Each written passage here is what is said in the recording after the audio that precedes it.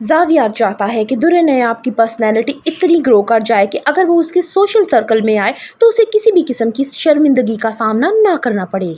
Xavier का दुर्रे नयाब का अपने घर वालों से मिलना मिलाना भी कुछ उसे खास पसंद नहीं है, इसलिए उसने साफ कह दिया है कि तुम अपने घर वालों से तब तक नहीं मिलोगी जब तक तुम्हारी पर्सनैलिटी वैसी नहीं हो जाती जैसा कि मैं चाहता हूँ। तानिया दुर्रे नयाब की खास दोस्त बनकर अब उसी को ही नुकसान पहुंचाती जा रही है। वो एक के बाद एक अपनी हर साजिश में कामयाब हो रही है, लेकिन किसी घर वाले को उस पर शक तक नहीं होता।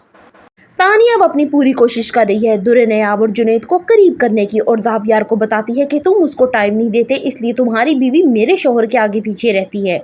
आहिस्ता आहिस्ता जावियर के दिमाग में वो ये शक डालेगी कि दुर्रे नयाब अब जुनैद को पसंद करना शुरू हो गई है, क्योंकि जुनैद उसी की मेंटालिटी का है। दुर्रे नयाब के घर वाले उससे मिलने के लिए उसके ससुराल आते हैं, लेकिन थोड़ी ही देर बाद जावियर उधर आ जाता है और सख्ती से बात करते हुए उन्हें कहता है कि आपकी बेटी इस घर में एडजस्ट तब तक नहीं होगी जब तक आप उसका पीछा ना छोड़ दें, लेकिन आप ये बात समझते ही नहीं।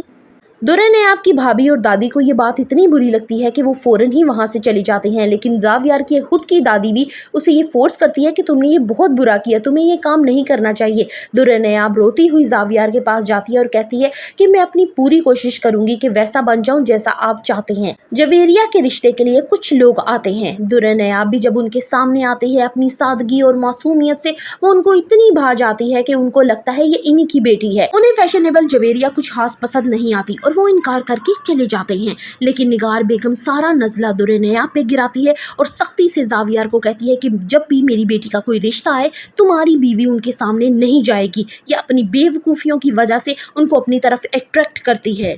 इसे हमारे सोशल सर्कल में ना तो बात करने की तमीज़ है ना ही उठने बैठने की। जावियर को ये बात भी इतनी बुरी लगती है कि वो दुर्रे नयाब को भी बेइज्जती करता है और उसे कहता है कि तुम कब आखिर खुद को चेंज करोगी और मेरे मुताबिक ढालोगी। आने वाली एक साथ बहुत ही ज़बरदस्त और दिलचस्प होने जा रही है। सो फर्दर रिव्यूज़ ऑफ दिल ए नादान kindly subscribe my channel. Video अच्छी लगी हो तो एक लाइक तो बनता है।